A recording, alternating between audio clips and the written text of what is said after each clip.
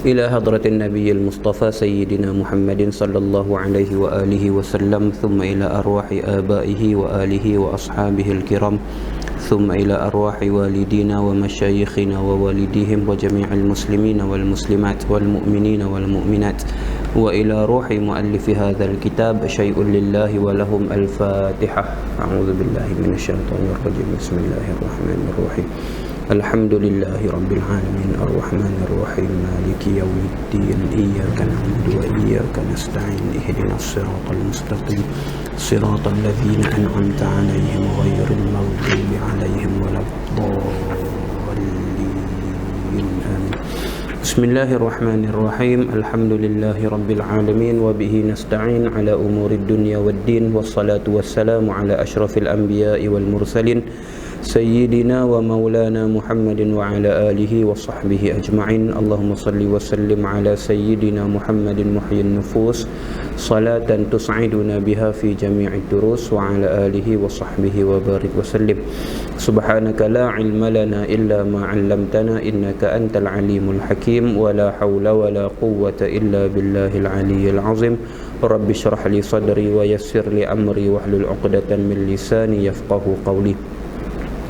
اللهم علمنا ما جهلنا وذكرنا ما نسينا وانفعنا بما علمتنا واجعلنا من المخلصين. اللهم افتح قلوبنا في طلب العلم وارزقنا الإخلاص فيه والعمل به والنشر به حتى يأتينا اليقين. اللهم افتح قلوبنا فتوح العارف وفقهنا في الدين وعلمنا التأويل، وآتنا بفضلك أفضل ما تؤتي عبادك الصالحين، واجعلنا من الذين يستمعون القول فيتبعون أحسنه.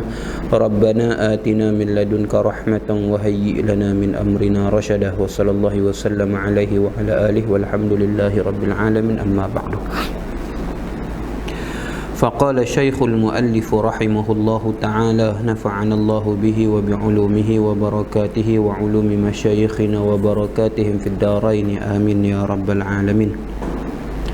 Kata al-Imam al-Alim al-Faqih al-Habib Abdullah bin Abdul Rahman Bafadal al-Hadrami rahimahullahu ta'ala, qala babu salatil musafiri yajuzu lil musafiri safaran tawilan mubahan qasru az-zuhri wal 'asri wal 'asri wal 'isya'i rak'ataini adaan wa qada'ah la fa'itatil hadari walal mashkuki annaha fa'itatun hadaran aw safaran was-safaru tawilu yawmani mu'tadilani bisayril athqali wal itmamu afdalu illa fi thalathi marahil waliman wajada fi nafsihi karahatal qasri. Kata Al-Habib Abdullah Bafadal Al-Hadrami rahimahullahu ta'ala, babu salatil musafiri. Ini satu bab pada menyatakan salat musafir, salat orang yang safar, orang yang dalam perjalanan. Idhafat salat kepada musafir, idhafat masdar kepada isim fa'il. Salat orang yang bermusafir. Maklum daripada istiqaq daripada kata ambilan musafir itu, iaitu di dalam safarnya lah. Salat orang yang musafir fi safarihi lah, ataupun fis safar, di dalam musafirnya, di dalam permusafirannya, di dalam pengembaraan ataupun perjalanannya. Sebab wasaf itu dijadikan sebagai pelengkap bagi hukum. Jadi ini sembahyang orang yang musafir, orang yang melakukan perjalanan, orang yang melakukan pengembaraan semasa di dalam permusafirannya, semasa di dalam perjalanannya. Jadi kita takdir sikit, min haitsul qasri wal jam'i, daripada sekira-kira qasarnya dan jamaknya salat, qasar salat dan jamak salat. Sebab sembahyang orang yang musafir ni ada yang tak diqasarkan dan ada yang tak dijamakkan walaupun dia musafir. Macam subuh contohnya lah, sembahyang subuh walaupun dia musafir, keadaannya sebagai orang yang musafir itu tidak memberikan sebarang perbezaan pada solatnya, pada cara dia menunaikan sembahyangnya. Jadi tak masuk, tak dibincangkan dalam bab salatul musafir ataupun salatul safar perbincangan tentang kaifiat melakukan solat subuh, sebab dia telah dibincangkan dalam asal perbincangan solat. Jadi yang disentuh dalam solat musafir ini hanyalah perbincangan tentang jamak dan qasar, iaitu perbincangan tentang solat yang boleh dilakukan padanya secara boleh dilaksanakan secara qasar dan boleh dilaksanakan secara jamak. Sebab tu ditakdirkan dengan min haisul qasri wal jam'i, secara qasar dan secara jamak. Gitu. Babu salatil musafiri. Qala rahimahullahu ta'ala yajuzu lil musafir safaran tawilan mubahan qasru az-zuhri wal 'asri wal 'isya'i rak'ataini. Kata muallif rahimahullahu ta'ala yajuzu, harus, boleh, dibenarkan lil musafiri, bagi musafir, bagi orang yang musafir lah. Bila sebut kata musafir, kena kepada orang, kena kepada mereka yang melakukan safar. Dalam bahasa kita, dalam penggunaan bahasa kita, kadang-kadang musafir itu maksudnya ialah safar. Kadang-kadang lah dalam penggunaan bahasa kita, jom musafir contohnya, saya nak pergi musafir contohnya, yang dimaksudkan ialah saya nak bersafar. Jadi dalam bahasa kita, kadang-kadang musafir dan safar itu ditukarkan ataupun digantikan penggunaannya. Disebutkan lafaz musafir, tapi yang dimaksudkan ialah safar. Tapi dalam bahasa Arab, contohnya dalam kitab kita ni, musafir kena kepada orang yang safar lah, orang yang melakukan perjalanan. Yajuzu lil musafiri, harus bagi orang yang musafir. Harus ni dengan mana diizinkan lah, dibenarkan. Dibenarkan bagi orang yang musafir. Musafir tersebut safaran,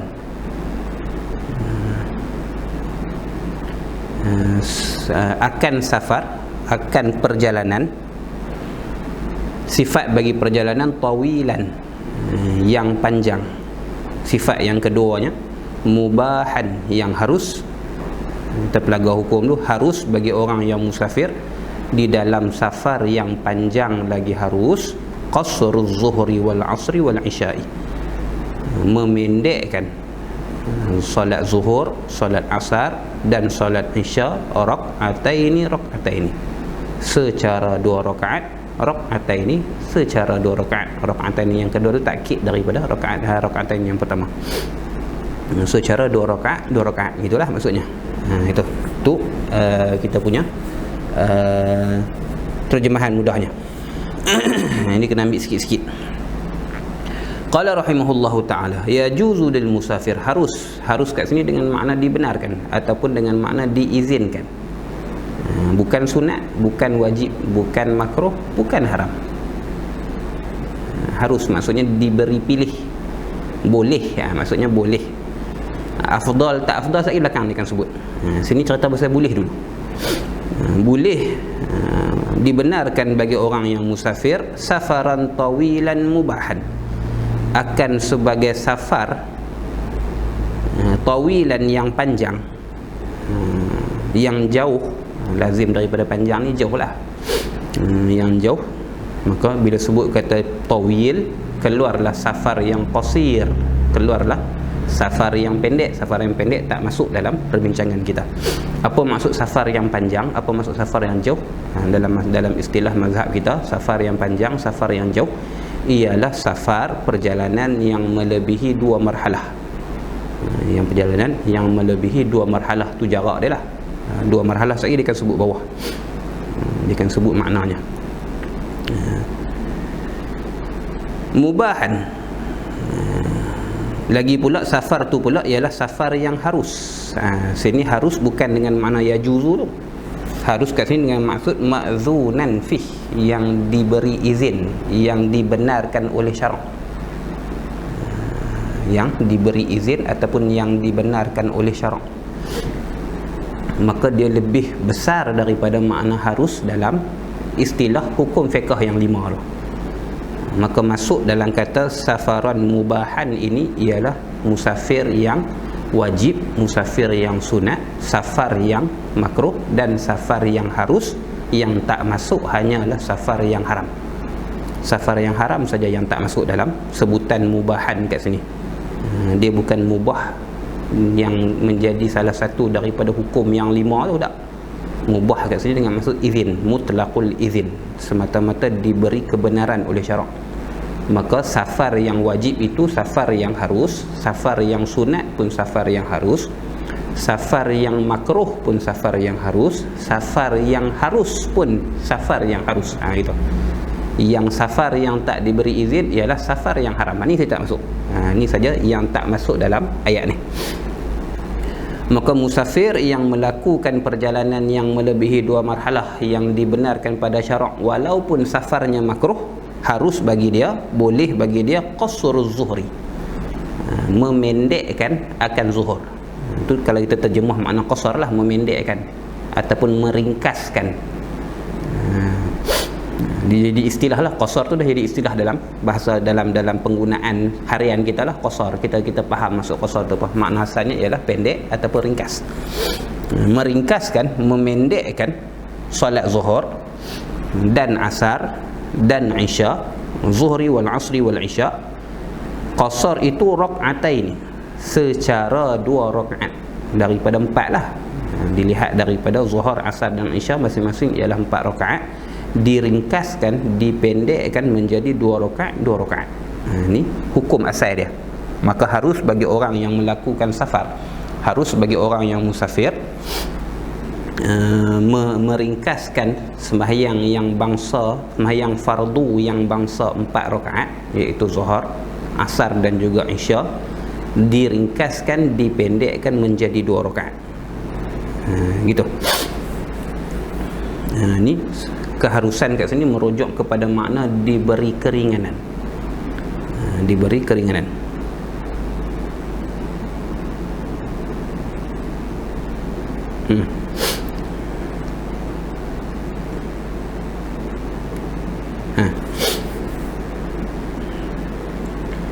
Habis.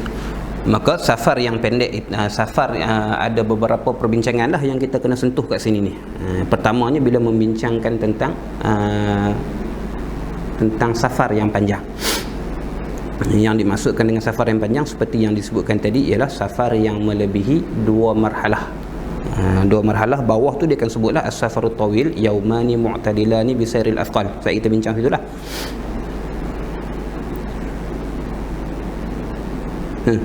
Mubahan, lagi pula yang dibenarkan pada syarak itu kita pendekkan. Pendek ni kalau dalam bahasa setengah daripada guru, sebahagian daripada guru, untuk memudahkan kefahaman orang belah Kedah ni, dipanggil kerat 2 lah, untuk memudahkan kefahaman. Setengah guru mengibaratkan qasar ini dengan kerat 2. Sembahyang yang 4 rakaat, kerat 2, kerat setengah jadi 2. Kalau jamak dipanggil himpun, ataupun dalam bahasa Kedah kita dipanggil lungguk, gabungkan dalam satu masa. Itu untuk memudahkan kefahaman.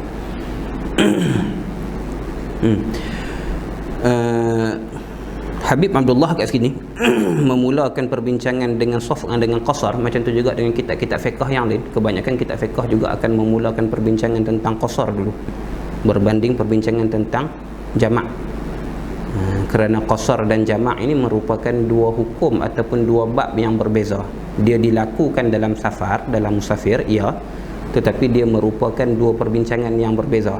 Ni kadang-kadang orang yang belajar pun masih lagi tak dapat membezakan qasar dan jamak tu. Ada setengah-setengah keadaan jamak saja, ada setengah-setengah keadaan qasar saja, dan ada setengah-setengah keadaan yang boleh jamak dan boleh qasar. Jadi jamak tak semestinya dengan qasar. Macam tu juga sebaliknya, qasar tidak semestinya dengan jamak, cuma kadang-kadang begitu juga dengan dalam sebahagian keadaan boleh dilakukan jamak serta qasar. Jadi dia 2 bab yang berbeza lah. Cuma 2 bab yang berbeza ni, bab qasar dan bab jamak, dibincangkan semasa seseorang itu dalam musafir. Dengan ada sedikit istisna, pengecualian dalam bab jamak. Ada juga jamak yang boleh dilakukan walaupun orang itu tidak musafir. Itu akan dibincangkan dalam bab jamak lah, dipanggil jam'u bil matar, jamak dengan sebab hujan. Tu dalam bab yang seterusnya. Cuma kita perlu bezakanlah, orang yang mengaji, kita orang yang mengaji kena bezakan jamak satu bab, qasar satu bab. Kedua-duanya berlaku ataupun diberikan sebagai rukhsah, diberikan sebagai keringanan dan kemudahan bagi kita kerana kita musafir untuk dilakukan dalam safar.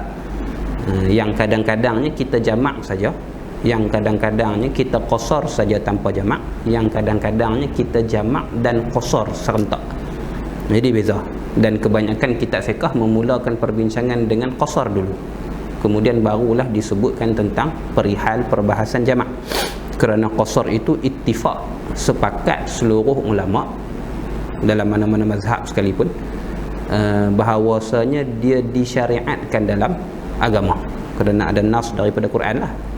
Ada nas daripada Quran, an taqsiru salatukum, an taqsiru salatakum. Diharuskan bagi orang yang musafir itu untuk mengqasarkan sembahyang.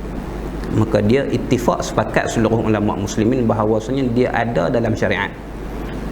Dia ada dalam syariat. Bersalahan dengan jamak. Jamak sebahagian ulama mengatakan dia tidak dibenarkan, melainkan dalam keadaan yang tertentu saja.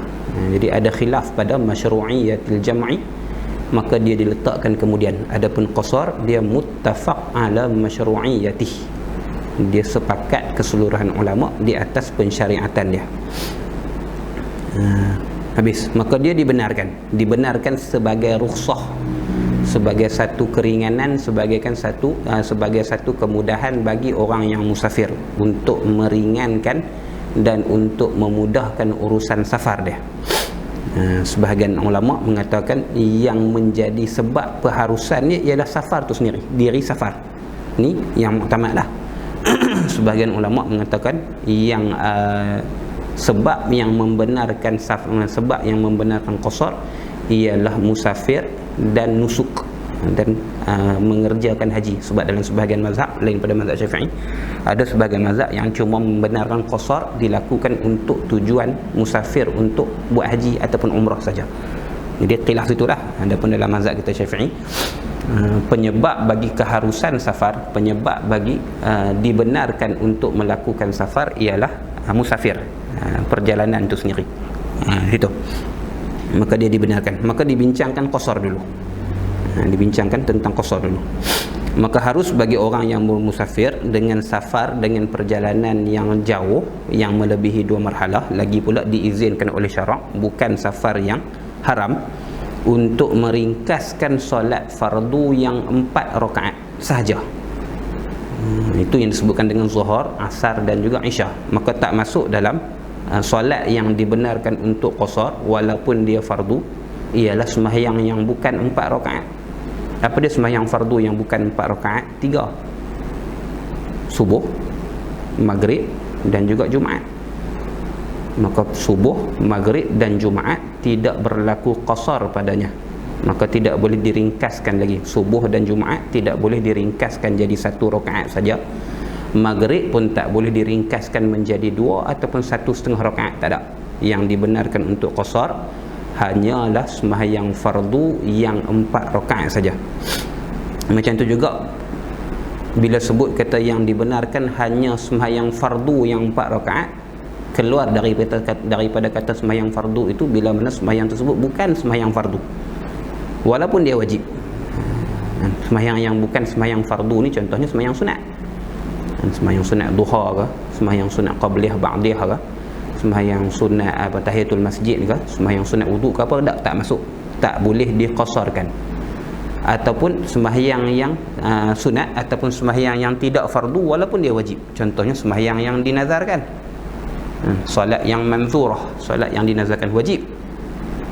Wajib fardu ain atas diri orang yang bernazar itulah. Tapi asalnya ialah sunat, maka dia tidak boleh diqasarkan. Jadi yang dimaksudkan dengan zuhur, asar dan isya kat sini ialah sembahyang fardu yang rubaiyah. Salawat maktubah rubaiyah. Sembahyang salawat, sembahyang maktubah yang difardukan, rubaiyah yang bangsa 4 rakaat. Tanda lagu tu. Macam kita sebut tadi lah. Maka yang tak termasuk dalam maktubah ialah ghair maktubah, iaitu solat nafilah. Maka tak benarkan ataupun tak diberikan keizinan ataupun rukhsah untuk mengqasarkan solat, walaupun dia merupakan sembahyang sunat yang diwajibkan, contohnya secara dinazarkan, kerana nazar, maka tidak boleh diqasarkan juga. Keluar daripada kata rubaiyah itu ialah sembahyang maktubah yang bukan rubaiyah. Contohnya sembahyang maktubah yang sunaiyah, yang bangsa 2 rakaat subuh dan juga Jumaat, ataupun sembahyang maktubah yang sulasiyah yang bangsa 3 rakaat, iaitu sembahyang maghrib pun tak termasuk, sebab tak datang ajaran ataupun tunjukan daripada Nabi SAW dalam hadis dan juga dalam Quran. Nabi mengerjakan qasar pada sembahyang-sembahyang selain daripada 3 jenis ni. Itu.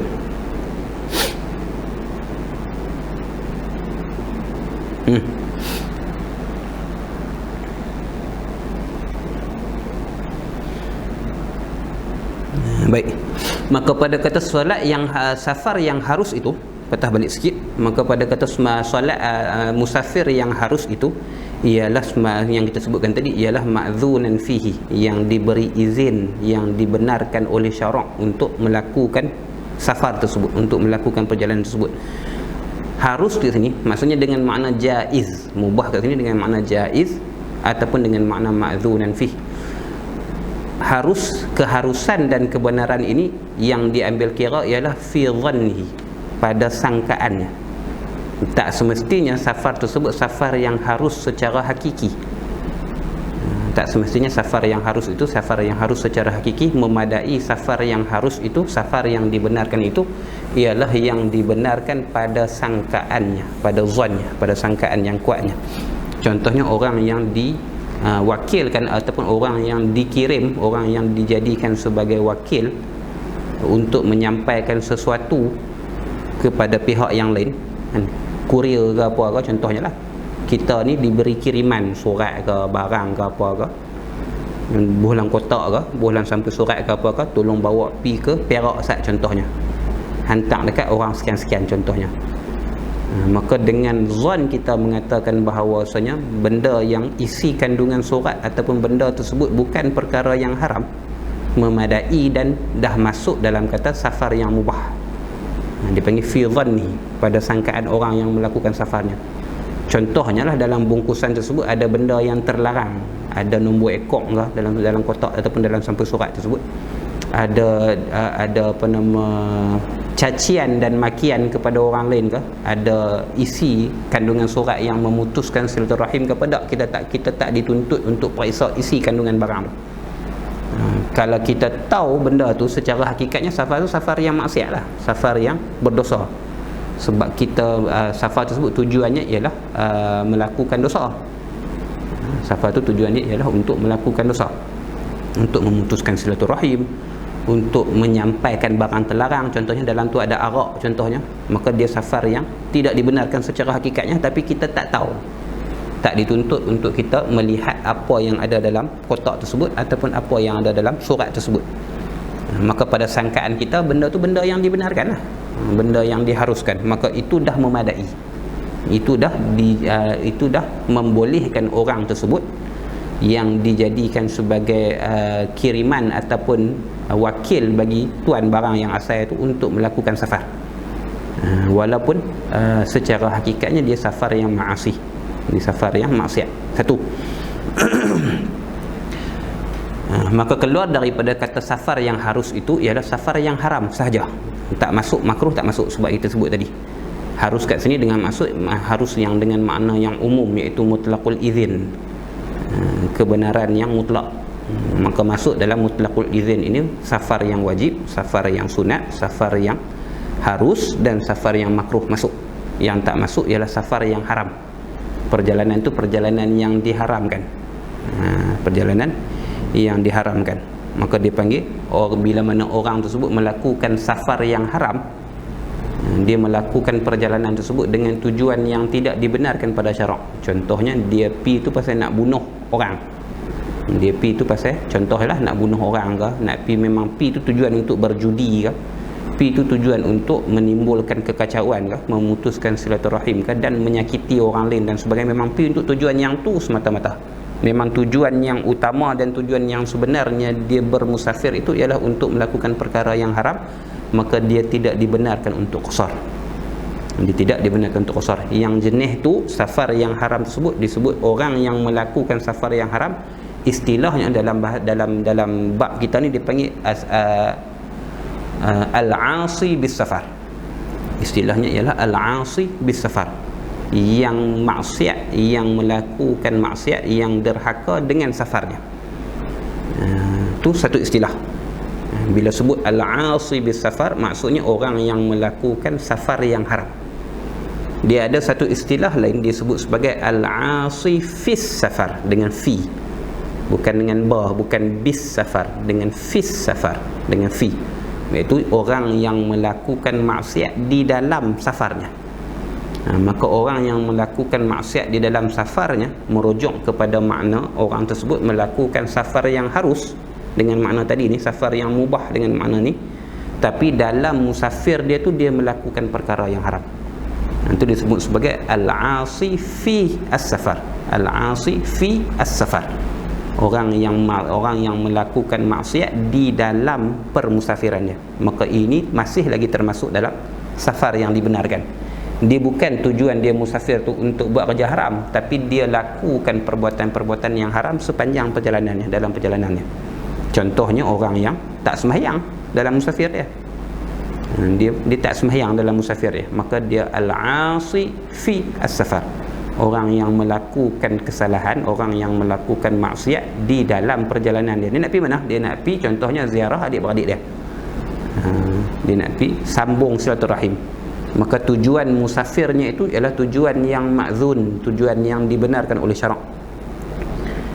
Dia nak pergi mana? Dia nak pergi ziarah orang alim contohnya, ataupun dia nak pergi iyadatul marid, dia nak pergi ziarah orang yang sakit, kaum kerabat dia ke apa ke, adik-beradik dia ke, duduk di negeri lain, duduk di Perak ke, duduk di Pahang ke, duduk di mana ke, ataupun dia nak pergi tolong bangsa banjir ke apa ke. Maka tujuan itu dibenarkan pada syarak, dipanggil safar yang mubah. Tapi dalam perjalanan nak pergi tolong orang banjir, dia dalam perjalanan mayang pun tak, contohnya. Dalam perjalanan mayang pun tak, dalam perjalanan tu, dan lagi duk berjudi dalam perjalanan dia. Bukan tujuan dia musafir untuk berjudi tak, tapi sambil-sambil dalam perjalanan dia singgah tikam nombor ekor dulu, contoh. Ataupun yang jadi benda yang paling bermasalah pada zaman kita sekarang, dia nak pergi buat baik, contohnya nak pergi tolong orang yang ditimpa musibah banjir contohnya, macam kita sekarang ni. Tapi dalam perjalanan tu semayang pun tak singgah semayang, tak buat apa pun, memang pergi semata-mata nak tolong orang yang ditimpa musibah, bencana alam banjir dan sebagainya. Tapi perjalanan dia tidak berhenti untuk sembahyang. Maka orang yang macam ni nama dia al-'asi fi as-safar, orang yang melakukan maksiat semasa musafirnya, di dalam musafirnya. Maka yang ni masih lagi masuk dalam safar yang harus, masih lagi masuk dalam safar yang harus, kerana tujuannya tujuan yang dibenarkan pada syarak. Kesalahan, maksiat, derhaka yang dilakukan dalam musafirnya tidak menjejaskan ataupun tidak memudaratkan, tidak mengangkat, tidak menghilangkan keharusan untuk dia buat jamak qasar. Tidak menyebabkan dia terhalang daripada melakukan sembahyang secara qasar ataupun secara jamak. Ni istilah yang kita kena faham dalam bab ni. Jadi bila sebut kata safar yang haram, safar yang tidak dibenarkan pada syarak, maksudnya al-'asi bis safar dengan ba, orang yang orang yang melakukan maksiat dengan musafirnya. Musafirnya itu ialah dengan tujuan maksiat, maksudnya begitu. Adapun al-'asi fi as-safar, orang yang melakukan maksiat semasa musafirnya itu, maka sekiranya musafirnya itu musafir yang harus dibenarkan pada syarak, walaupun musafir itu musafir yang makruh, contohnya dia musafir seorang diri pada waktu malam, seperti mana yang disebutkan dalam hadis Nabi SAW, maka walaupun dalam keadaan sebegitu, dia masih lagi diberikan keringanan dan rukhsah untuk melakukan safar, untuk melakukan qasar dan jamak di dalam sembahyangnya. Itu satu poin. Poin yang kedua, rukhsah yang diberikan kepada orang yang musafir ini, selain daripada jamak, dan selain daripada qasar dia ada 4 lah. Jamak dan qasar tu 2 lah. Satu jamak rukhsah yang diberikan untuk orang yang melakukan safar yang panjang. Orang yang bermusafir lebih daripada 2 marhalah, maka diberikan 4 rukhsah pada dia. Diberikan 4 keringanan dan diberikan 4 keistimewaan pada dia. Yang pertamanya bab kita ni lah qasar. Yang keduanya jamak. Yang ketiganya harus berbuka puasa pada bulan Ramadan. Yang keempatnya ialah menyapu khuf yang dipakainya ganti daripada basuhan kaki sebanyak 3 hari. Ini kita dah bincang lepas dah dalam bab sapuan khuf. Maka ni 4 jenis rukhsah yang dibenarkan semasa melakukan musafir yang melebihi 2 marhalah. 4. Qasar 1, yang keduanya jamak, yang ketiganya iftar fi Ramadan, membuka puasa semasa di bulan Ramadan pada siang hari, dan yang keempatnya mashul khuffi thalathata ayyam, menyapu khuf selama 3 hari. Adapun dalam musafir yang pendek yang tak sampai 2 marhalah, maka dia ada sekitar 7, lebih kurang 7 rukhsah yang diberikan, yang tak kira lah panjang ataupun pendek. Semata-mata musafir walaupun tak sampai 2 marhalah ataupun lebih daripada 2 marhalah, maka ada beberapa rukhsah yang lain yang dibenarkan untuk dia. Contohnya sembahyang dengan tayammum tanpa perlu qada, sebab ghalibnya perjalanan musafir tersebut ialah perjalanan yang tidak ada air pada tempat itu ghaliban. Contohnya lagi ialah Allahumma salli ala sayyidina Muhammad, memakan bangkai ataupun aklul maitah, memakan bangkai yang tak dibenarkan kerana ittirar, kerana terdesak sebab keputusan makanan dan sebagainya. Dan banyak lagi lah, dia ada sekitar 7 rukhsah yang dibenarkan untuk orang yang musafir mutlaqan. Adapun musafir yang melebihi 2 marhalah, maka dia ada 4 rukhsah ni secara khusus. Jamak, qasar, iftar, membuka puasa pada siang hari Ramadan, dan menyapu khuf lebih dari sekadar 3 hari ganti daripada basuhan kaki dalam wuduk. Gitu.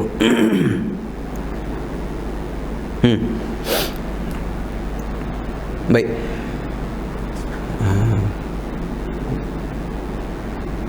Maka masuk juga di dalam kata safar yang mubah ni, masuk juga di dalam kata safar musafir yang diharuskan ini, iaitu orang yang ada tujuan yang dibenarkan pada syarak untuk dia musafir. Nak faham lagu tu? Tak semua musafir, tak semua tujuan musafir itu dibenarkan pada syarak. Contohnya musafir semata-mata untuk melihat tempat orang, dipanggil li ru'yatil bilad. Semata-mata musafir, pasal apa? Musafir nak pergi tengok tempat orang, maka dia tak termasuk dalam safar yang dibenarkan. Dia bukan gharad yang sahih dalam pada syarak. Dia bukan safar dengan tujuan yang dibenarkan. Pasal apa pergi berjalan ni, pasal apa pergi sana ni, pasal apa pergi melancong sini ni, saja pergi tengok tempat orang. Pergi tengok tempat orang, maka semata-mata pergi tengok tempat orang tu, nak tahu ada apa dekat sana tu, nak tengok macam mana orang sana hidup tu, nak tengok macam mana nak pergi rasa makanan kat sana tu dan sebagainya. Dia panggil tanazzuh li ru'yatil bilad. Ni yang disebutkan dalam kitab-kitab fiqh. Semata-mata pergi untuk melihat tempat orang, maka dia tak termasuk dalam safar yang harus. Dia tak termasuk dalam semata-mata safar yang harus, kerana dia mempenatkan diri. Dia panggil it'abun nafsi bila ghardin sahih, mempenatkan diri tanpa ada tujuan yang diterima pada syarak, maka tak masuk. Tapi dia ada tapi dia, bila mana tujuan melihat tempat orang tu, dia ada tujuan di sebalik tu. Contohnya kita nak pergi tengok tempat orang tu untuk release tension, contohnya untuk menghilangkan kekacauan dalam hati, contohnya untuk menenangkan fikiran, contohnya, ataupun sebagai terapi bagi penyakit, contohnya untuk menyembuhkan kita punya sakit mental kita ke, fizikal kita ke, dan sebagainya. Ada tujuan lain, bukan semata-mata nak pergi tengok tempat orang tak. Pergi tengok tempat orang tu tujuan dia untuk menenangkan diri, tujuan dia untuk ambil iktibar, untuk mengambil pengajaran contohnya, untuk mencari pengalaman hidup contohnya dan sebagainya. Ada tujuan lain. Tujuan lain tu dibenarkan pada syarak. Yang tak dibenarkan, kena faham gila, yang tak dibenarkan semata-mata nak pergi tengok tempat orang sahaja. Semata-mata nak pergi tengok orang sana hidup lagu mana, bangunan sana lagu mana, makanan di sana lagu mana, suasana di sana macam mana, macam tu je. Pergi dengan tujuan tu, dia tujuan yang tak dibenarkan pada syarak. Dia tujuan yang tak dibenarkan pada syarak. Adapun dengan tujuan yang lebih daripada tu, ada tujuan, ada manfaat pada diri dia, maksudnya ada manfaat pada diri dia, dia untuk sebagai terapi bagi sakit dia, ataupun untuk menghilangkan kekacauan dalam hati dia, kegelisahan dalam hati dia, untuk menenangkan fikiran dia, untuk menghilangkan tekanan diri dia dan sebagainya, maka tujuan-tujuan tersebut diambil kira dan diiktibar pada syarak. Jadi kena beza. Kena beza. Maka kalau kita baca huraian ataupun penjelasan tentang makna safar yang harus dalam bab musafir ni dalam kitab-kitab fiqh, maka dia akan sebutkan penjelasan ni dan kita kena bezakan. Semata-mata ru'yatil bilad, semata-mata melihat tempat orang itu tidak dikira sebagai safar yang harus. Sebaliknya, kalau melihat tempat orang dengan tujuan untuk mengambil i'tibar, mengambil pengajaran ataupun ada manfaat peribadi dan manfaat orang lain yang diiktibar pada syarak macam yang disebutkan tadi, maka dia dibenarkan pada syarak. Dia dibenarkan pada syarak. Gitu. Habis. Dibenarkan bagi orang yang musafir yang melakukan safar yang jauh melebihi 2 marhalah, yang dibenarkan pada syarak untuk memendekkan atau meringkaskan solat yang fardu yang bangsa 4 rakaat, dilakukan, dipendek dan diringkaskan itu rakaataini secara 2 rakaat adaan secara tunai, adaan secara tunai, wa qadaan dan secara qada, tunai, maksudnya dilakukan dalam waktunya, macam yang kita sebut dalam perbahasan awqatis salah, waktu sembahyang tu. Masuk zuhur, dia sembahyang zuhur 2 rakaat qasar, ni panggil tunai. Masuk asar, maka dia pun sembahyang 2 rakaat qasar, sembahyang asar. Masuk isya, maka dia pun sembahyang isya 2 rakaat, iaitu secara qasar. Ni maksud secara tunai. Wa qadaan dan secara qada pun dibenarkan juga.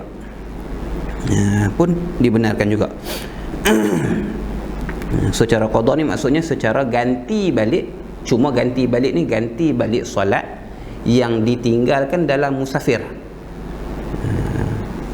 Contohnya zuhur dan asar dia tak buat, ditinggal, kalut lah apalah dan sebagainya, tak ada tempat berhenti ke apa kan sebagainya, maka ditinggalkan dalam musafir dia tu lah. Dalam musafir tu masuk waktu maghrib ataupun isya, barulah dia berhenti sembahyang. Ni lungguk habis keempat-empat waktu dalam sekali berhenti. Masuk waktu isya ataupun pukul 10 malam, barulah dia berhenti sembahyang. Sembahyang apa? Kali dengan zuhur, dengan asar, dengan maghrib tu, pukul 10 malam baru dia nak sembahyang. Maka dia perlu qada lah. Tang qada tu kena qada. Cuma sebab sembahyang itu ditinggalkan dalam musafir dia yang melebihi 2 marhalah lagi harus ini, maka dia boleh qada sembahyang zuhur dan asar tadi secara qasar juga. Dia boleh ringkaskan sembahyang zuhur dan asar yang dia tinggalkan pada siang hari tadi, yang dilakukan pada pukul 10 malam ni, pun boleh dilakukan secara qasar juga. Satu. Yang keduanya, ataupun dia tinggal sembahyang dalam musafir yang lain, sebulan yang lalu ke, 6 bulan yang lalu ke, setahun yang lalu ke, dia musafir dengan safar yang melebihi 2 marhalah juga.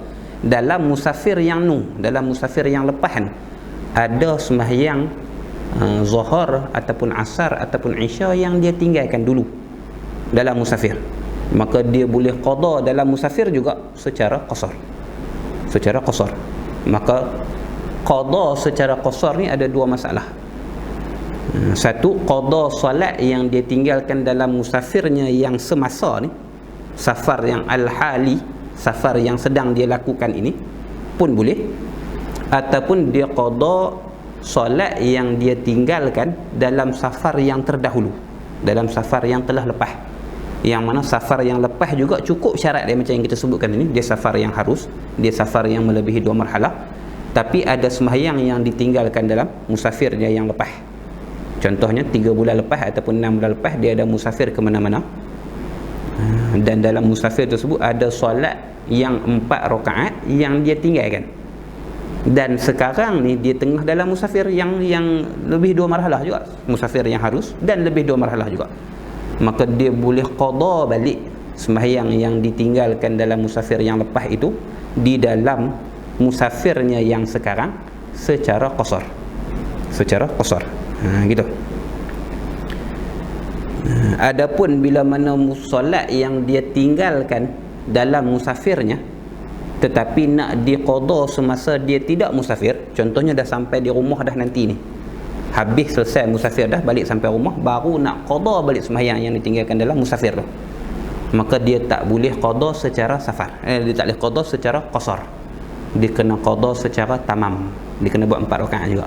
Walaupun sembahyang yang dia tinggalkan itu kalau dia buat dalam musafir dia boleh buat 2 rakaat, tapi sebab dia tak sembahyang waktu tu, balik sampai di rumah dah ataupun sampai tempat tujuan dia di sana dah, barulah dia nak qada sembahyang tu, dia dah tak musafir, maka dia kena qada sembahyang tersebut secara tamam, kena buat 4 rakaat juga. Itu la faitatil hadar, la faitatil hadar, tidak. Ni kembali kepada masalah qada ni, rakaat ini qadaan dah. Kembali pada masalah tu, la faitatil hadar, tidak faitah sembahyang yang luput al hadar semasa tidak musafir. Hadar ni lawan bagi musafir lah, hadar ni lawan musafir. Kita sebut biasanya kita terjemahkan dengan bermukim. Bermukim ni maksudnya lawan bagi musafir.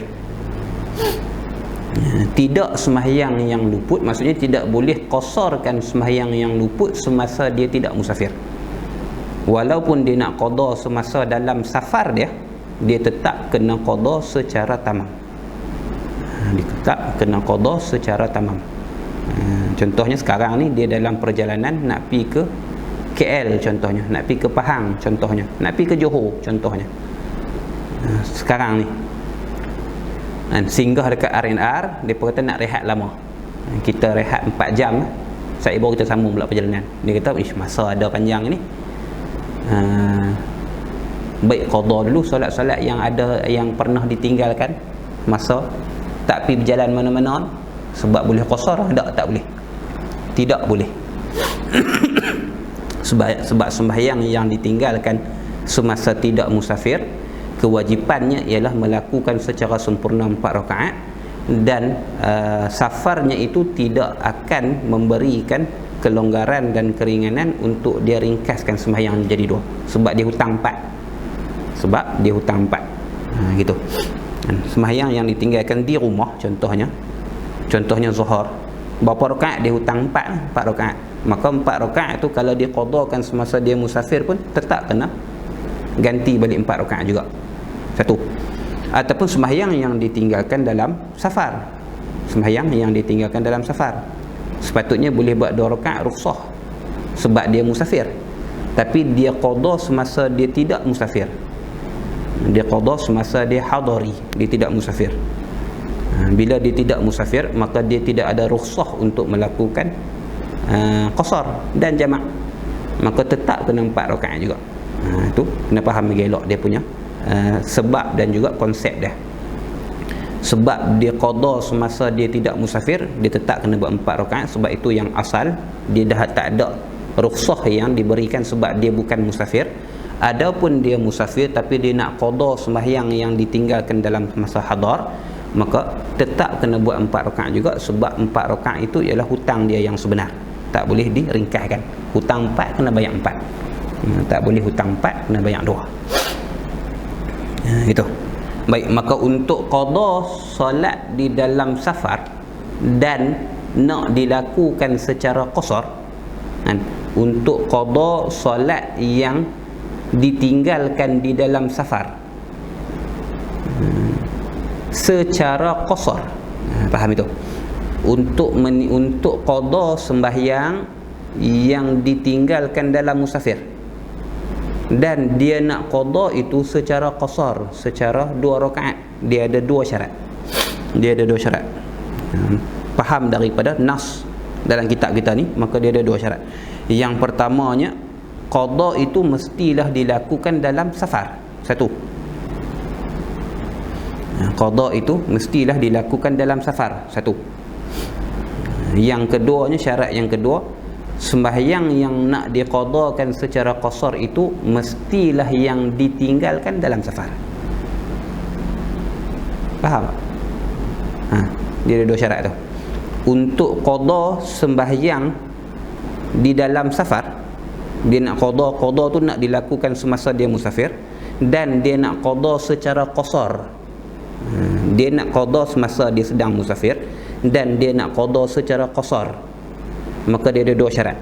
Yang pertama, qada itu mestilah dilakukan semasa dia musafir, which mean, maksudnya kalau dia lakukan secara tidak musafir, dia kena buat tamam. Syarat yang pertama. Syarat yang kedua, mestilah sembahyang yang luput itu luput di dalam musafir, walaupun bukan musafir dia yang sekarang, musafir dia yang terdahulu. Mafhum dia? Kalaulah sembahyang yang nak diqadakan itu sembahyang yang ditinggalkan bukan dalam musafir dia, sembahyang yang ditinggalkan kat rumah, cuma dia nak qada semasa dia sedang musafir, dia tetap kena buat 4 rakaat. Dia kena buat secara itmam ataupun secara tamam, tak boleh diqasarkan. Maka ni 2 syarat untuk mengqada sembahyang yang ditinggalkan secara qasar. Gitu. Walal mashkuki, dan tidak juga atas pada la faitatil hadar. Tak boleh juga nak qada sembahyang yang mashkuk, sembahyang yang diragukan. Annaha, bahawasanya ia faitah tu, sembahyang yang ditinggalkan itu faitatun hadaran au safaran. Sembahyang yang ditinggalkan semasa dia musafir, semasa dia tidak musafir, ataupun sembahyang semasa dia musafir.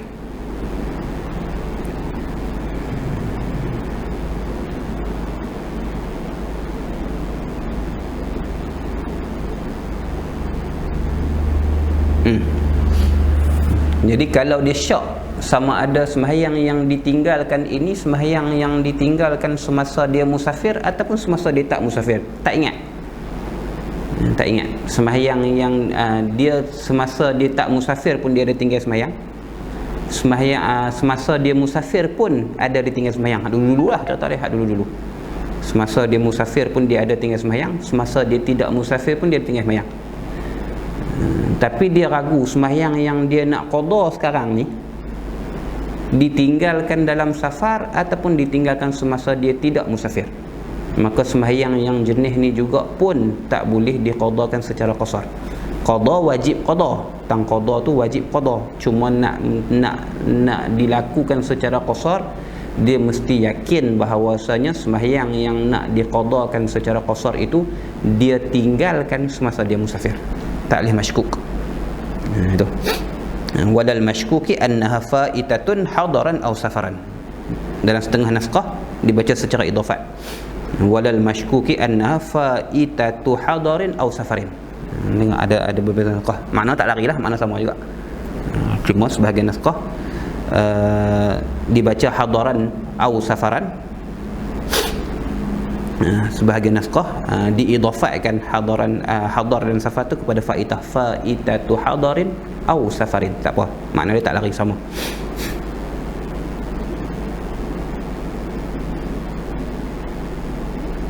Habis, selesai. Maka ni mafhum bagi solat qasar.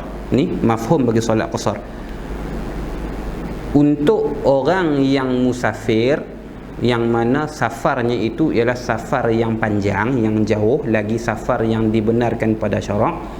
Dia diberikan rukhsah, diberikan keringanan, diberikan kemudahan pada syarak untuk meringkaskan solat yang fardu, yang jenis 4 rakaat, sama ada dilakukan secara tunai ataupun secara qada, dengan makna yang tadi.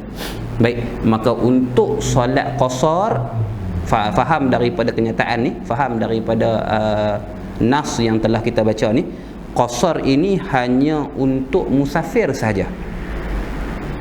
Qasar hanya untuk musafir saja. Selain daripada musafir, selain daripada orang yang safar, maka tidak ada rukhsah qasar.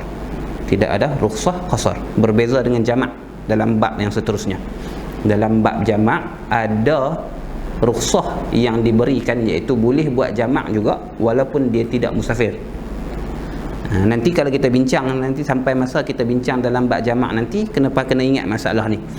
Dalam bab jamak nanti, kalau tak melibatkan safar, tak melibatkan musafir, maka dia jamak saja tanpa qasar. Dia panggil jamak tamam. Dia panggil, istilah dia jamak tamam. Boleh jamak saja, qasar tak boleh. Sebab dia tidak musafir. Qasar hanyalah diberikan kepada orang yang musafir saja. Hanya boleh diberikan kepada orang yang musafir saja. Sebab dalam bab yang selepas ni kita akan jumpa perbincangan al-jam'u bil matar, jamak kerana hujan. Jamak kerana hujan dengan syarat-syarat lah. Nanti kita bincang syarat-syarat dia. Dalam masalah tu nanti kena ingat masalah ni lah. Kalau masalah tu nanti yang dibincangkan kat situ hanyalah semata-mata jamak sahaja, qasar tidak. Sebab qasar hanya diberikan sebagai rukhsah oleh syarak kepada orang yang musafir saja, gitu. Habis. Was-safarut tawil. Ni nak hurai makna safaran tawilan yang pertama tadi ni. Safar yang tawil itu, safar yang panjang itu, yaumani, ialah 2 hari, mu'tadilani, yang standard, yang sederhana. 2 hari yang standard lah, iaitu 12 jam lah. 2 hari, 2 hari maksudnya 2 siang. Yaumani, 2 hari dengan maksud 2 siang. Naharani, 2 siang. Mu'tadilani, yang standard. Standard ni maksudnya bila mana kita bahagikan siang dan malam itu kepada sama rata, iaitu sehari semalam ada 24 jam, maksudnya dibahagikan kepada setengah, iaitu 12 jam 12 jam. Maka 2 kali siang, 2 kali 12 jam lah, masuk 24 jam. Mu'tadilah ni 2 hari. Boleh juga sebahagian kitab dia ibaratkan, ataupun lailatani pun kena juga. Lailatani merujuk kepada 2 malam, iaitu bila mana dia bermusafir pada waktu malam dan dia tidak musafir pada waktu siang. Bukan mesti musafir pada waktu malam, siang tak berjalan, tak nak kira pasal jumlah, nak kira tempoh perjalanan dia tu. Yang dikatakan safar yang panjang ini ialah safar 2 hari. Apa maksud 2 hari? Siang malam kan tak? 2 hari tersebut merujuk pada makna orang yang hanya bermusafir pada waktu siang, tidak pada waktu malam. Dia bermusafir sepanjang siang dia, masuk malam dia tak berhenti dah, dia tak safar. Jadi 2 hari merujuk kepada makna tu, iaitu siang, satu siang sehari itu 12 jam, kemudian siang yang seterusnya 12 jam. Maksud jadi yaumani mu'tadilani kat sini dengan maksud 24 jam. Sebab tu dalam sebahagian ibarat kitab dia sebut yaumun wa lailatun, sehari semalam. Dalam sebahagian ibarat kitab ini sebut lailatani, 2 malam. Jadi dia tidak bercanggah ataupun bertembung kefahamannya dengan satu sama lain bila kita pasang makna dengan betul. Yaumani dengan makna naharani, 2 siang, iaitu merujuk kepada masa 24 jam. Macam tu juga dalam kitab lain kita akan jumpa lailatani, 2 malam, pun sama, merujuk kepada 24 jam. Ataupun dengan sebahagian kitab fiqh yang lain menggunakan ibarat yaumun wa lailatun, sehari dan semalam, pun merujuk kepada makna 24 jam. Dipanggil yaumani ataupun lailatani ataupun yaumun wa lailatun mu'tadilani, yang sederhana, yang standard kedua-duanya. Maksudnya bukan siang yang lebih panjang ataupun bukan malam yang paling panjang, yang lebih panjang. Sebab kita ni tak lebih kurang ya siang malam kita, tapi kalau negara yang 4 musim dia ada siang yang panjang dan ada malam yang panjang. Tu yang Allah sebut dalam Quran, apa, yulijul laila fin nahar wa yulijun nahara fil laili. Kadang-kadang siang masuk dalam waktu malam, iaitu siang lebih panjang. Siang jadi 14 jam, siang jadi 16 jam. Kadang-kadang malam masuk pada waktu siang, panggil yulijun nahara fil lail. Tuhan yang memasukkan siang pada waktu malam, maksudnya siang tu lebih panjang pada malam, dia ambil sebahagian daripada masa malam. Dan Tuhan yang memasukkan malam pada waktu siang. Ini menjadi falak lah, iaitu Tuhan yang menjadikan malam lebih panjang daripada siang. Asalnya 12 jam, tapi kadang-kadang bila waktu siang tu dia ambil sebahagian daripada masa malam, contohnya dia ambil jadi masa siang tu jadi 16 jam, maka kuranglah 4 jam daripada masa malam. Itu kita sebut siang yang lebih panjang, contohnya dalam musim panas. Ataupun malam yang lebih panjang daripada waktu siang, yulijun nahar yulijul laila fin nahar, memanjangkan, memasukkan malam di dalam waktu siang. Maksudnya malam dia ambil masa yang sepatutnya masa tu ialah masa siang. Contohnya malam yang asalnya 12 jam jadi 16 jam, maksudnya dia ambil 4 jam daripada waktu siang. Tu tak kira, dia kira yang mu'tadilah ni, kira yang 12 jam. Jadi 2 siang 12 jam kali 2 24 jam. Ataupun 2 kali malam lailata ni, yang mu'tadilata ni 2 malam yang standard, maksudnya 12 jam kali 2 jadi 24 jam juga. Ataupun yaumun wa lailun, yaumun wa lailatun, sehari dan semalam pun makna 24 jam. Bisairil asqali, perjalanan 24 jam itu bisairil asqal, dengan perjalanan asqal. Asqal ni maksudnya asqal maksudnya musqilatun bil ahmal, al hayawan musqilatun bil ahmal, bersama dengan tunggangan yang diisi muatan. Asqal ni maksudnya yang berat lah. Apa makna yang berat? Maksudnya ialah tunggangan kenderaan yang diisi dengan muatan. Maksudnya dia bukan boleh speed laju macam dia tak bawa apa-apa. Itu perjalanan yang biasalah. Ni cara kiraan yang lama lah. Kita tak pakai dah kiraan-kiraan lagu tu, kiraan-kiraan yang tu. Dalam kitab-kitab fiqh dibincangkan dengan panjang lebar lah bab yaumun ataupun yaumani mu'tadilani bisairil asqal ni, dibincangkan dengan panjang lebar. Maksud dia apa? Kita ringkaskan. Nanti buka dalam kitab fiqh, bila jumpa perbahasan tentang yaumani mu'tadilani bisairil asqal ni, ambil rumusan yang telah diringkaskan ni. Maksud 2 hari ataupun 2 malam ataupun sehari semalam tu 24 jam satu. Maksud dia arba'atun wa 20 sa'ah satu. Maksud dia tu 24 jam itu dengan ditolak 1 jam setengah. 24 jam tu ditolak 1 jam setengah, dipanggil dengan ditolakkan qadrin nuzul. Qadrin nuzul ni maksudnya kadar berhenti rehat, sembahyang, makan, minum secara adat. Rehat, makan, minum dan sembahyang secara adat sepanjang 12 jam ataupun sembahyang sepanjang 24 jam tu, ulama tolak 1 jam setengah. Maksudnya daripada 24 jam ni, kalau kita tolak 1 jam setengah, maksudnya 22 jam setengah. Itu dimaksud perjalanan yang panjang, perjalanan yang mengambil masa 22 jam setengah. Kalau tak masuk sekali dengan masa yang dianggarkan untuk rehat. Rehat ni maksudnya rehat betul lah, rehat dengan maksud makan, minum, sembahyang dan sebagainya. Kalau dikirakan sekali dengan masa rehat tu, maka dikira 24 jam satu. Dan perjalanan 24 jam itu dikira perjalanan yang bersama dengan kenderaan. Kalau dulu tunggangan lah, haiwan, tunggangan yang dimuatkan atasnya bebanan. Ada barang yang dia bawa, bukan orang dengan binatang saja tak. Orang dengan binatang tersebut selain daripada menanggung beban orang ataupun tidak menanggung barang, dia juga menanggung beban barang. Payahlah kita nak tahdid benda tu. Payah nak tahdid benda tu. Kiraan masa tu ulama ringkaskan dengan bahasa metrik ni, bahasa metrik tan, iaitu dengan farsakh, iaitu Allahumma salli ala sayyidina Muhammad, 16 farsakh. Perjalanan 2 hari ataupun sehari semalam yang mu'tadilah tu, 24 jam perjalanan tu, iaitu jangkaan 16 farsakh. Ini dalam kitab-kitab fiqh ni saja sebut. Pasal nak bagi biasa dengar, nak bagi kalau jumpa ibarat dalam kitab fiqh, inilah maksud dia. 16 farsakh.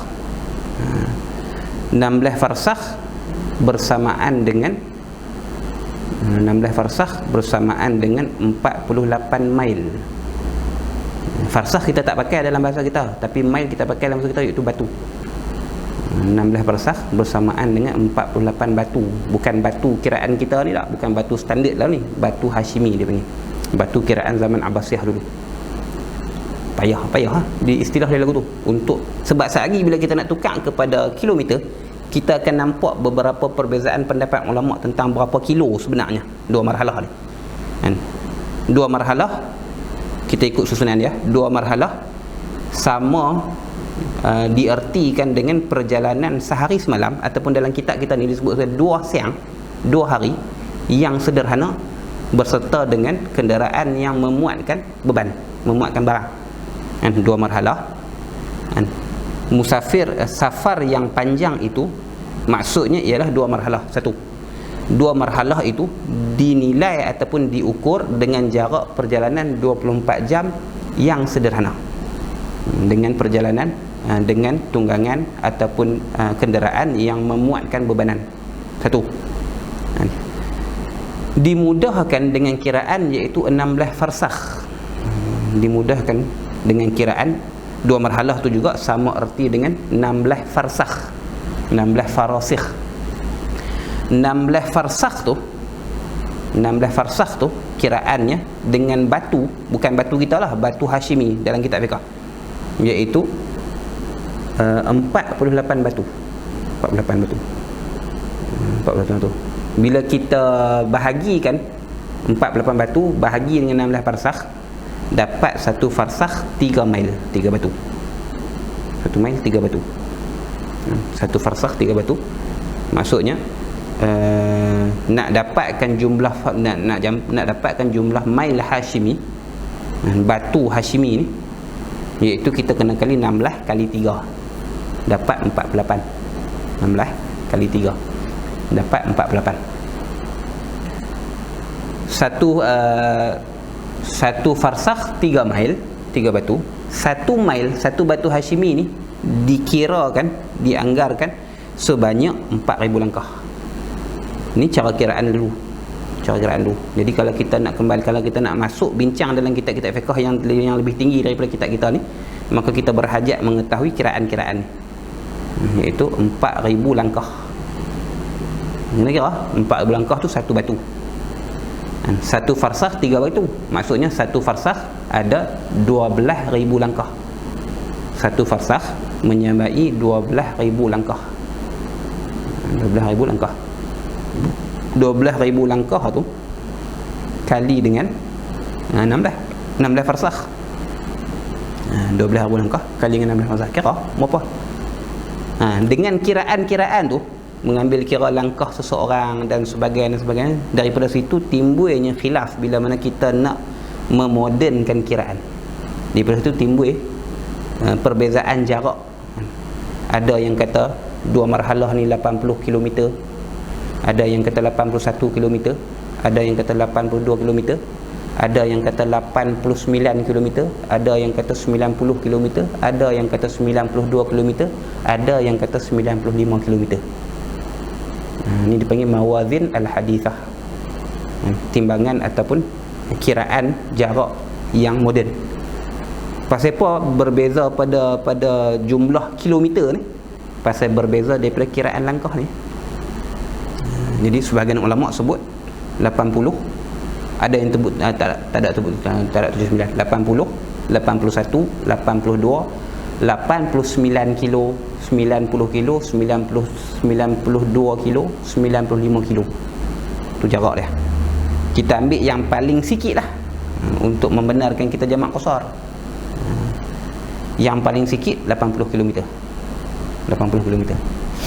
Maka tu jarak 2 marhalah dalam. Kalau nak ambil yang sederhana, tak panjang sangat dengan tak pendek sangat, biasanya orang ambil 89 km. 89 km. Dr. Mustafa Dibura dia kata 81. 83. 82. Kalau ikut Dr. Mustafa Dibura, dia ada syarah di atas ni, atas Muqaddimah Hadramiyah ni juga. Dipanggil Hawashi Burawiyah alal muqaddimah al-Hadramiyah, kita dah beli ya, nipis ya. Satu marhalah sama dengan 41 km. Maksudnya 2 marhalah bermakna 82 km. 3 marhalah, saya kita ada perbincangan tentang 3 marhalah, berarti 123 km. 123 km. Ada kalau kita ikut pendapat Dr. Mustafa Dibra. Ini berbezalah kalau kita tengok dalam Taqrirat Sadidah, ada kiraan kilometer dia yang lain. Kalau kita tengok dalam mawazin hadisah, contohnya macam Syekh Ali Jumaah dan sebagainya, maka ada kiraan yang lain. Tapi di antara itulah, antara paling sikit 80 km 2 marhalah, paling banyak 95 km, paling banyak antara tu. Jadi kalau kita dapat sekurang-kurangnya 80 km tu, dah membenarkan kita untuk buat sembahyang secara jamak ataupun qasar. Itu kira senang. Ni nak cerita, ni yang dimaksudkan bila mana kita ubah kepada kiraan yang moden. Untuk menentukan yang mana yang paling tepat, kita kena kembali kepada kiraan asal. Kiraan asal dia dikira 2 marhalah itu sama dengan 24 jam perjalanan. Dia asal itu 24 jam perjalanan tolak 1 jam setengah masa rehat, sama dengan 16 farsakh. 16 farsakh berarti 48 batu Hashimi. Satu batu Hashimi menyamai 4,000 langkah. Dia kira itu. Ni kita punya cara untuk ambil balik kiraan. Jadi siapa yang rajin buat kiraan tu, 4,000 langkah tu sama dengan berapa kilometer, sama dengan berapa meter ataupun berapa ratus meter ataupun berapa ribu meter, maka dia kalilah sampai dapat 16 farsakh ataupun 48 batu tu. Dia kira itu. Baru dapat. Ini sebab tu sebahagian ulama berbeza, kebanyakan ulama kita lah berbeza untuk menentukan berapa jarak 2 marhalah dengan kiraan moden.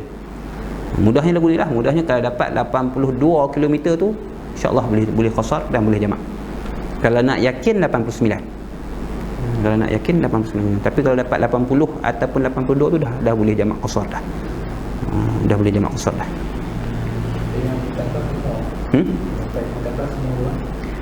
Sebab kiraan kilometer ni dia berbeza bila mana kita kira nilai langkah, satu langkah panjang mana.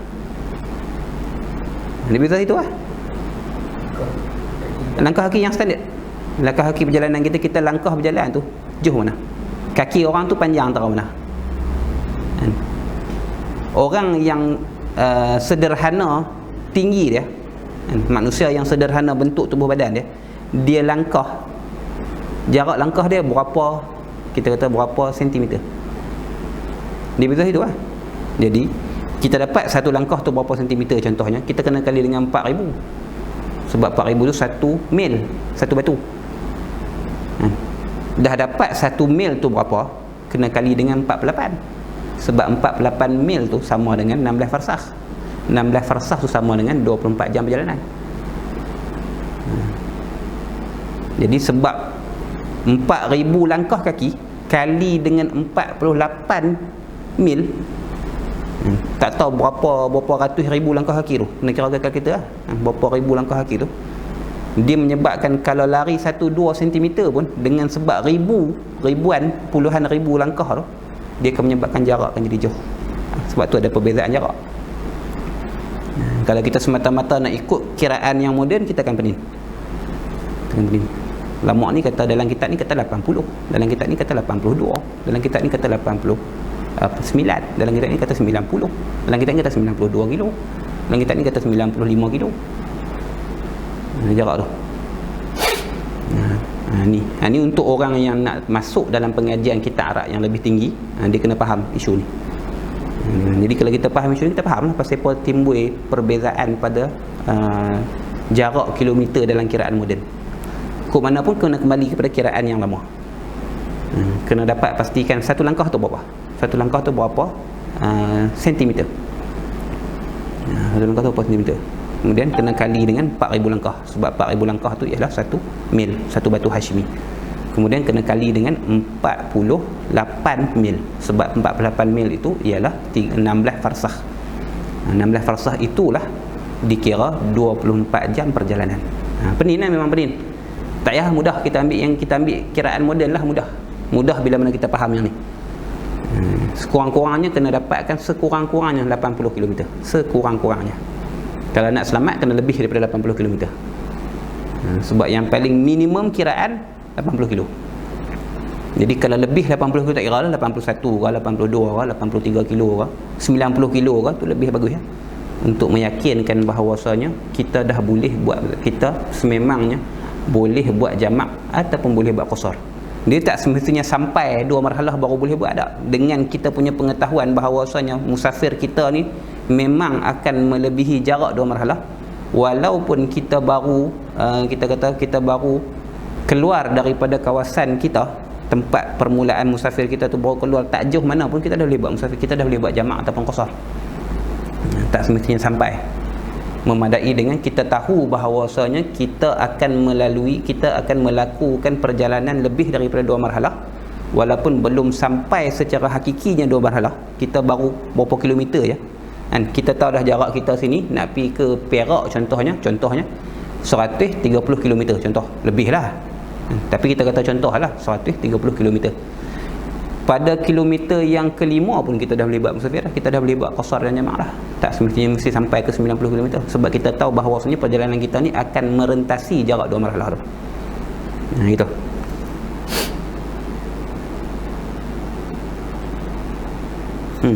Ada soalan tak? Apa dia? Saya kalau kita lajak lagi sebut dulu.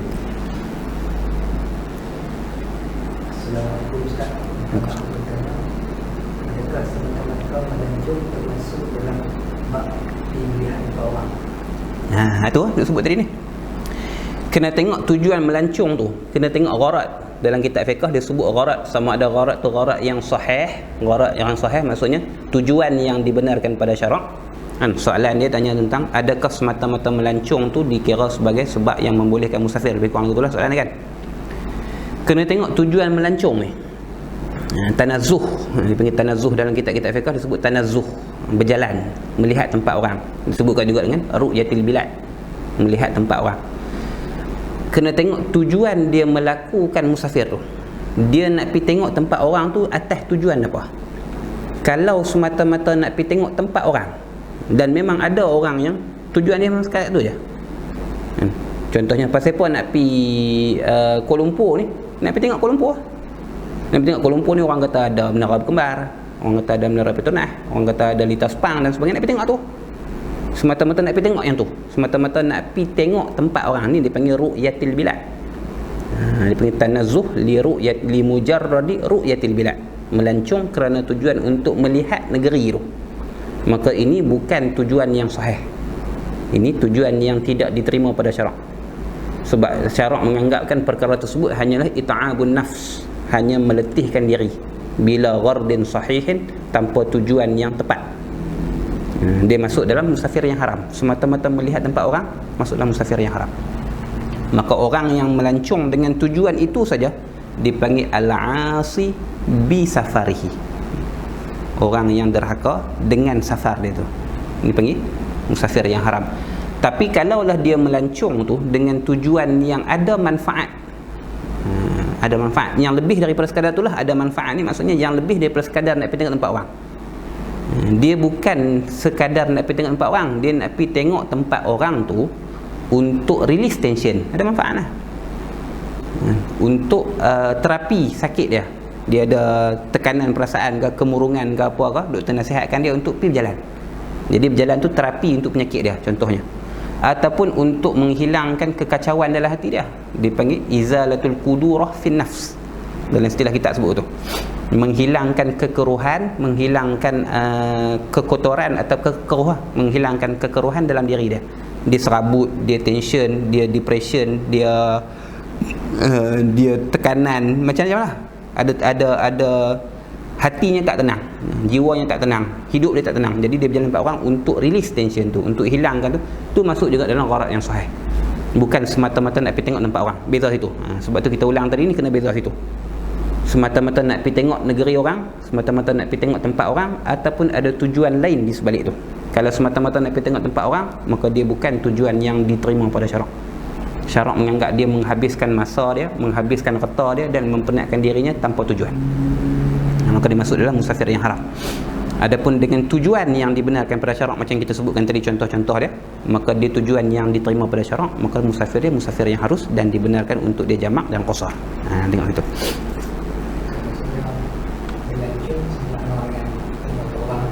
Kalau melancong semata-mata, maksudnya pergi tengok tempat orang, tu je. Melancong, bila sebut kata melancong, artinya melihat tempat orang semata-mata. Kalau itu tujuan dia yang sebenar-benarnya, memang tak ada tujuan lain, memang saja-saja nak pergi tempat orang, maka itu tujuan yang tak dibenarkan. Tujuan yang tak dibenarkan.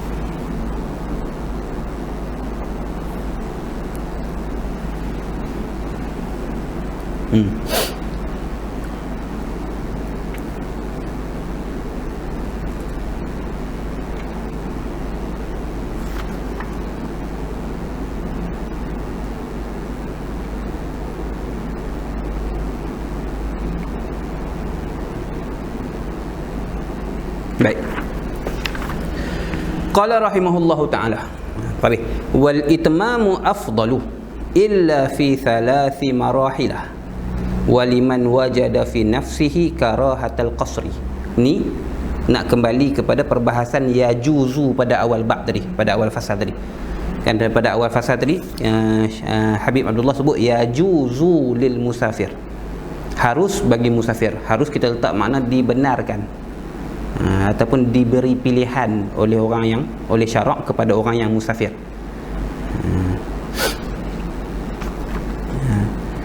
Bila diberi pilihan, maksudnya dia boleh qasar, tak wajib qasar, dan dia boleh itmam, dia boleh sempurnakan sembahyang 4 rakaat.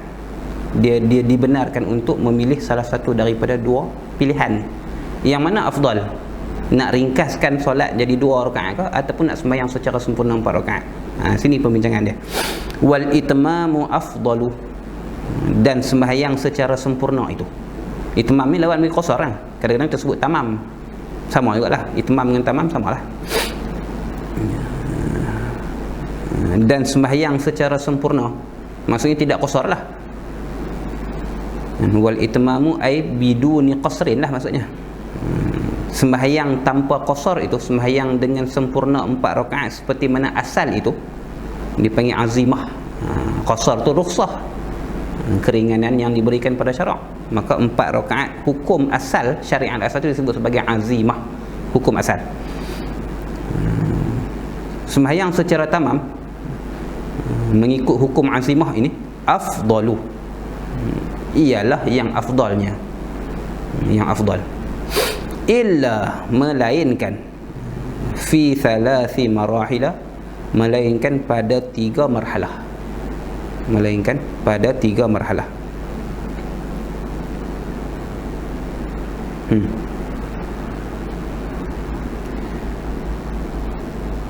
Gitu.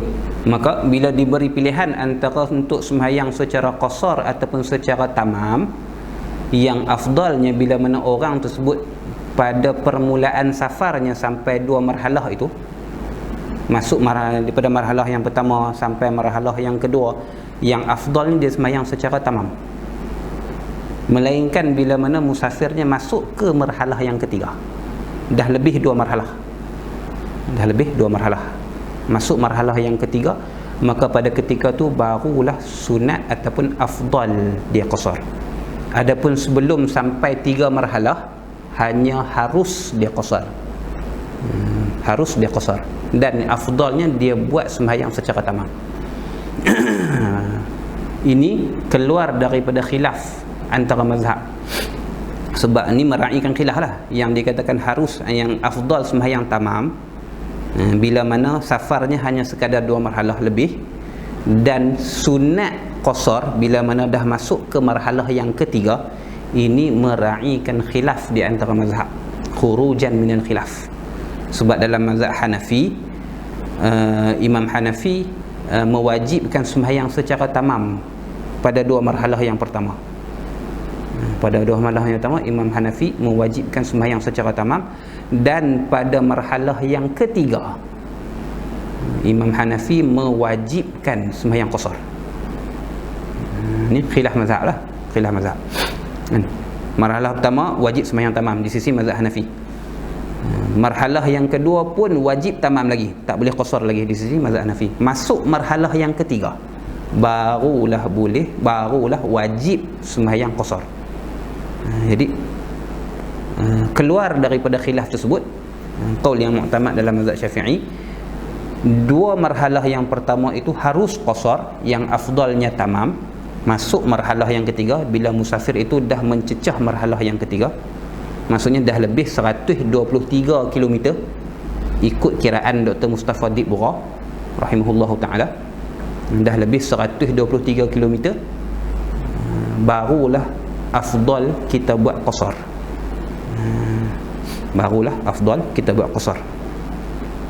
Satu, waliman atah pada fi thalathi marahil. Jadi wal itmamu afdalu illa liman wajada. Qasar sembahyang tamam tu juga afdal, melainkan maka jadinya qasar tu afdal liman wajada fi nafsihi karahatal qasri, bagi mereka yang mendapati di dalam dirinya benci kepada qasar. Dia tak suka qasar. Dia ada satu rasa tak senang qasar. Tak seronok lah. Karahah ni maksud tak seronok lah. Tak seronok nak qasar ni. Syok sembahyang tamam lagi. Maka waktu tu walaupun sekadar 2 marhalah saja, kalau kurang daripada 2 marhalah tak boleh qasar. Tapi walaupun dia cuma sekadar 2 marhalah, tak sampai 3 marhalah pun musafir dia, tapi sebab dia ada rasa tak seronok untuk qasar, maka sunat dia lawan tak seronok tu dengan buat qasar. Maka ketika tu afdal dia buat qasar berbanding dengan tamam, untuk menghilangkan karahah tu, untuk menghilangkan tak seronok tu. Karahah kat sini kerana li'itharihi al-asli lah, kerana dia lebih mengutamakan yang asal, hukum azimat tu. Dia lebih mengutamakan yang asal, iaitu tamam. Pendek-pendek apa lah ni apa nama, perjalanan mudah contohnya kita lah ni lah. Perjalanan mudah, ayak pun mudah dapat, boleh singgah merata, masjid pun banyak tepi jalan, R&R pun banyak dan sebagainya, tamam lah, buat qasar buat apa. Jadi dia ada tak seronok, dia ada tak syok dengan qasar tu. Maka bagi orang yang sebegini sunat dia buat qasar tanpa melihat kepada 3 marhalah ataupun 2 marhalah. Kurang daripada 2 marhalah memang tak boleh buat qasar lah, sebab syarat buat qasar mesti lebih 2 marhalah. Tapi dalam masalah ni bukan masalah yang tadi, bukan apa nama fi thalathi marahil, bukan hak tu dah. Hak ni masalah dia walaupun hanya lebih daripada 2 marhalah, tapi dia ada rasa tak seronok untuk buat qasar. Sebab apa tak seronok tu? Sebab dia ithar, dia mengutamakan hukum asal. Dia lebih mengutamakan hukum asal. Hukum asal sembahyang 4 rakaat lah. Maka ketika tu sunat dia lawan rasa tu, sebab rukhsah, sebab qasar ini ialah rukhsah daripada syarak, keringanan, kemudahan yang Allah berikan. Jadi seseorang ni dia tak seronok dengan kemudahan yang Allah berikan padanya, maka sunat dia lawan rasa tu. Sunat dia lawan rasa karahah tu dengan makna afdal bagi dia buat qasar.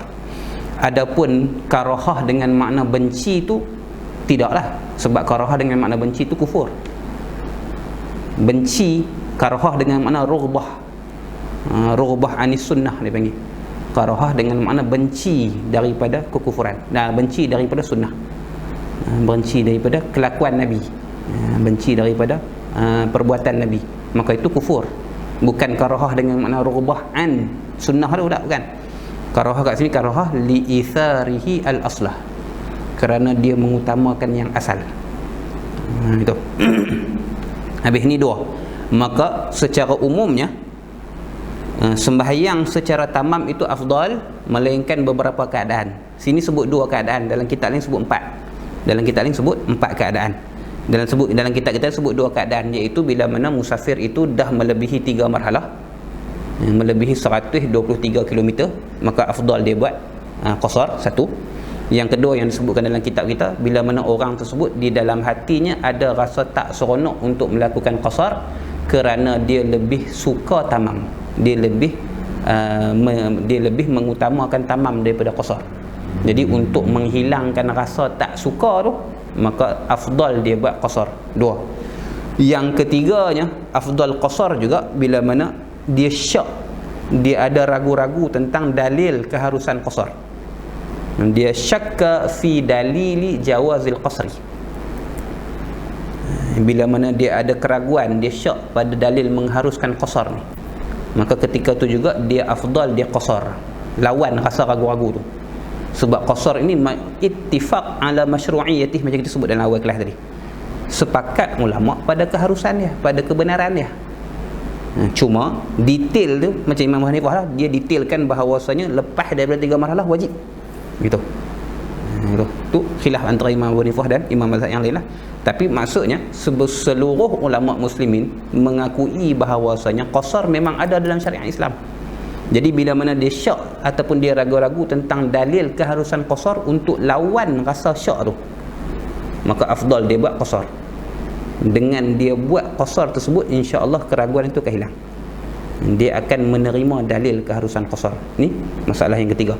Masalah yang keempat, sunat ataupun afdal juga qasar bagi orang yang menjadi ikutan orang lain.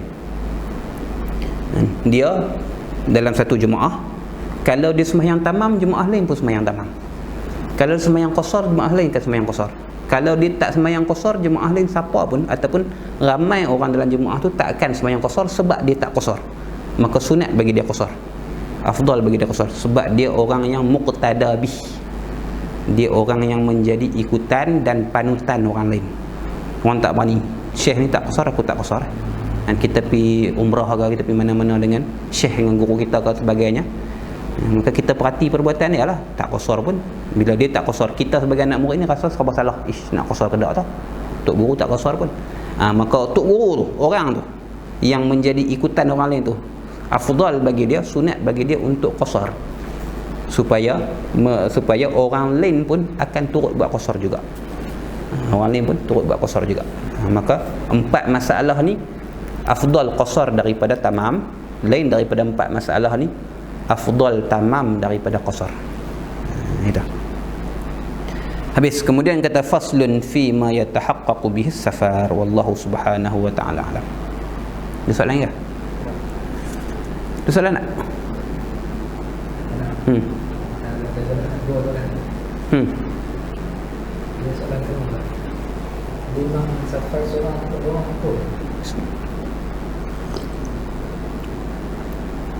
Hukum safar seorang ataupun safar 2 orang berdasarkan kepada hadis Nabi makruh. Tapi ulama tafsir lah makruh tu.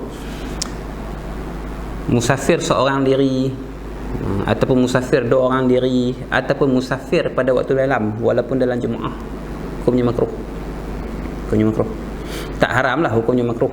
Makruh tersebut bila mana tidak ada keamanan dalam diri,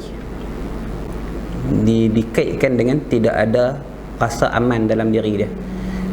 Rasa aman dengan diri ni maksudnya kurang keyakinan dia dengan Allah, makruh.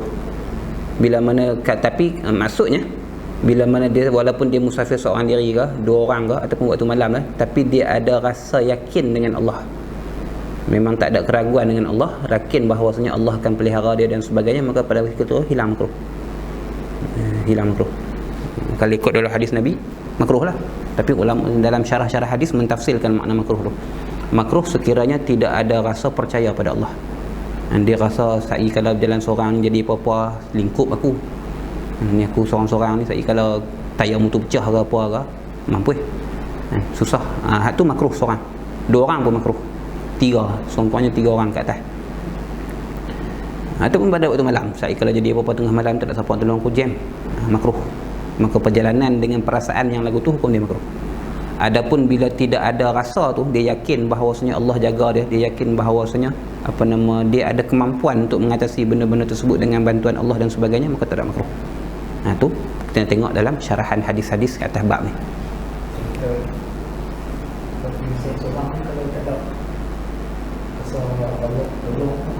Makruh. Kita pergi Mesir ke, kita pergi mana ke, kalau rasa cuak, kita kata mudah rasa cuak lah, rasa bimbang dengan kita punya keselamatan kita punya kelancaran musafir kita sebab kita seorang ataupun 2 orang dan sebagainya, maka hukum dia makruh. Dia kena ada rasa aman tu baru hilang makruh. Ini sekurang-kurang kalau berdasarkan kepada hadis Nabi, sekurang-kurangnya 3 orang. Kena ada 3 orang. Sebab 3 orang tu dah jemaah. Dan yadullah ma'al jemaah. Allah bersama dengan jemaah. ambil apa nama literal hadis tu lah. Yang kedua kan jadi dalam bantuan yang waktu dah bilang kalau kita ambil terhenti bagi berat dalam syariah sekarang. Jarak perbezaan jarak dalam kilometer, maksudnya perbezaan jarak dalam kiraan yang baru, dia tidak memberi mudarat pada kesahihan sembahyang kita secara jamak ataupun secara qasar. Walaupun kita ambil kiraan yang paling sikit, sebab kiraan yang paling sikit tu dah mengambil kira ihtiyat.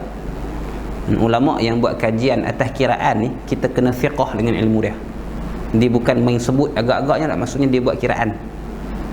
Dan dia kira berdasarkan kepada kaedah lama yang disebutkan lah. Kaedah lama yang disebut, macam kita sebut, macam yang kita pecahkan tadi lah. Dikira daripada langkah baru dapat mil, daripada mil baru dapat farsakh, daripada farsakh baru dapat marhalah. Dikira lagu tu, maksudnya dia dah melakukan kiraan dan itu hasil dapatan kiraan dia. Kita kena fiqh dengan kiraan dia. Jadi sebab tu kata tak ada masalah kalau kita ambil yang paling kurang pun. Paling kurang 80 km. Nak selamat 81, dah selamat dah. Nak yakin 89. 89 km nak yakin. Nak lebih yakin 95. Atas kita tak ada masalah lah. Jadi kalau 80 km ke atas tu dah masuk dalam kategori dua marhalah. Sebab paling kurang kiraan pun 80. 80 tu bukan 80 tepat, 79 point berapa kilo 79 point berapa tu. Maksudnya kalau dah 80 km ke atas tu insya-Allah dua marhalah. Maksudnya ada kajian ulama semasa kita yang dah menggunakan kiraan kilometer ni, yang dah kira dan dapat minimum 80 km. Jadi kita taklid, maksudnya kita siqah dengan dia punya hasil kajian ya. Sebab dia banyak dalam kiraan yang baru ni. Kalau kita tengok dalam Mawazin Al-Hadithah Syekh Ali Jumaah pada, kalau dulu Syekh Zakaria Ansari pun ada dan sebagainya, kiraan berdasarkan kepada benih, biji dan sebagainya tu semua berbeza. Sebab dia kena kira biji yang sederhana. Biji yang sederhana tu nak kena kira siapa yang nak letak hukum benih tu, macam butir beras tu sebut, atau butir gandum tu sebut, tu yang sederhana. Dia kena kira benda tu. Jadi benda tu menyebabkan hasil dapatan bila nak ditukarkan kepada kiraan yang moden, ukuran yang moden, dia akan memberi perbezaan pada hasil dapatan. Jadi memada dengan kita siqah dengan hasil kajian ulama tersebut, dah memadai. Jadi nak selamat kita ambil yang sederhana lah, khairul umur awsatuha. Tengok yang paling banyak berapa, tengok yang paling sikit apa, ambil yang tengah-tengah dia. Ambil pendapat yang tengah-tengah. Pendapat yang tengah-tengah antara 85 ke 89. Tapi kalau 80 km pun nak buat jamak dah, silakan. 80 km pun nak buat qasar pun silakan. Wallahu a'lam. Subhanakallahumma wa bihamdika asyhadu an la ilaha illa anta astaghfiruka wa atubu ilaik. Allahumma salli afdhala salatin ala as'adil makhluqatika sayyidina Muhammadin wa ala alihi wa sahbihi sallim adada ma'lumatika wa midada kalimatika kullama dhakaraka adh-dhakiruna wa ghafala an zikrika al-ghafilun. Allahumma salli afdhala salatin ala as'adil makhluqatika Muhammadin wa ala alihi wa sahbihi wa sallim adada ma'lumatika wa midada kalimatika kullama dhakaraka adh-dhakiruna wa ghafala an zikrika al-ghafilun. Allahumma salli afdhala salatin ala as'adil makhluqatika sayyidina Muhammadin wa ala alihi wa sahbihi sallim adada ma'lumatika wa midada kalimatika kullama dhakaraka adh-dhakiruna wa ghafala an zikrika al-ghafilun. Sallallahu wa sallam alaihi wa ala alihi walhamdulillahi rabbil alamin.